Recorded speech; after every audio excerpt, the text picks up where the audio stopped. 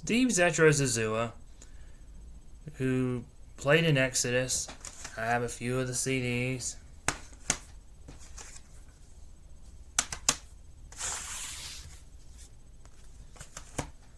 Announced that he's going solo. Former Exodus singer Steve Zetro Souza will perform with the solo band on Monday, January 26th at the Great American Music Hall in San Francisco, California, the Bay Area. He will be playing most of his Legacy demo with some other Legacy Testament songs because he was the singer before the current singer Chuck Billing. Which he says, I hope to see the Bay Area come out strong for the show. See you in the pit. You know how Zetro is.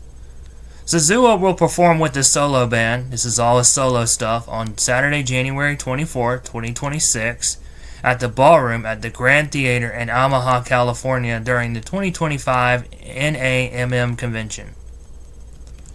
Souza played his first two solo tours, or shows, last September at the Brass Mug in Tampa, Florida, and at the Pipers in Panama Beach, Florida. Fan film video is blah blah blah at the bottom. I'm reading blabbermouth and I'm not going to cover that because it'll get copyrighted. Backing Zetro will be the following musicians: Zach Fry, Slick Wicked, rhythm guitar, backup vocals; Kyle Smith, Slick Wicked, lead guitar, never heard of this band; Andrew DeWar, Vicious Intent drums; Donnie Death, Wessinger? Yeah, Wessinger, there we go. Nasty Trast, wow. Hate Genonade, bass. Wow, what a weird name, but pretty cool. Zetro will also embark on a 3-date tour of Australia in early February 2026. He announced that he will be playing pre-Testament Legacy songs that don't really get played anymore, yeah, because Testament plays more modern. Also playing Exodus songs.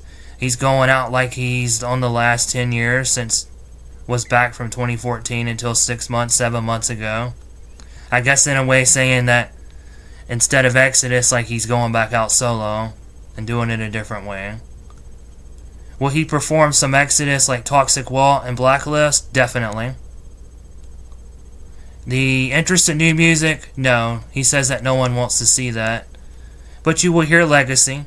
He'll do the AC/DC tribute band, ACDZ. Okay, I know there was Bon Scott influence in Exodus, but I didn't know you had a tribute band. Definitely Exodus. And he said songs that never get played live, like The Architect of Pain, which is like Iron Maiden Rhyme or The Ancient Mariner. That's not one I really listened to by Maiden, but I do know the song. But okay. Being that it's the 12-13 minute song in the Maiden, and then it's like 11 minutes of Exodus. He's also saying playing Cajun Hill, Burble Razor, Kill, and Seeds of Hate, which are, this is Fabulous Disaster Pleasures of Flesh songs. Yeah, they definitely don't play those a lot in Exodus. I mean, you might get lucky to hear Brain Dead. Obviously, the stuff he did with Legacy. He'll bring those songs too, Curse of the Legion of Death, and he wrote The Haunting, which ended up being on the Legacy. A 10-date solo tour of Latin America was supposed to take place in September 25, but got canceled. Exodus 11 months ago replaced him with Rob Dukes. Been doing this since he was 22 in 1986. You know, he's been in and out Exodus 3 times. He's now 61. He plans on only doing this to 70. And he didn't quit, he got let go. And he told Gary that, hey, this would only be like, this is what I can do for so much longer. But he has no problem with Exodus. And he says you can be either Team Rob or Team Zetro. And Rob could be in the band for the next 10 years, which he's on tour with Exodus now, playing the 40th anniversary of Bonded by Blood. So I'm not a big Dukes fan. I do have the CDs to try to get into them. Selective stuff I like. But it's great to see Exodus still back out there. That Zetro's not bitter about it. And he has no interest of playing with Exodus in the future. But we'll see what Zetro can do. Maybe new music down the road. Who knows? Let me know your thoughts.